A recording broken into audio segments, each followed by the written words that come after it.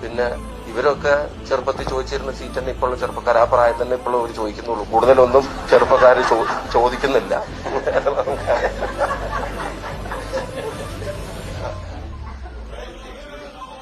അന്നത്തെ election committee KPC secretary എന്ന ആ കപ്പാസിറ്റി ഞാൻ ഇലക്ഷൻ കമ്മിറ്റി മെമ്പറാണ്. ഞാൻ എന്റെ സുഹൃത്തുക്കളോട് ആലോചിച്ചിട്ട് ആവശ്യപ്പെട്ടത് ഞങ്ങൾക്ക് ഏതാനും തോൽക്കുന്ന സീറ്റുകൾ മത്സരിക്കുന്നത്.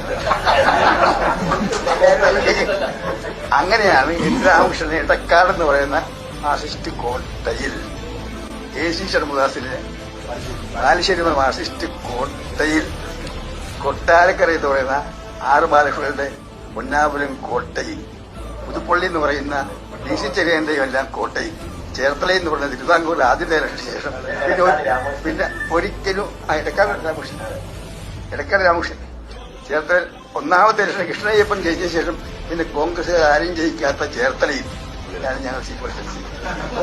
സീറ്റ് ഞങ്ങളുടെ അന്നത്തെ ഡിമാൻഡ് ഓരോ സീറ്റുകൾ വേണമെന്നതാണ്.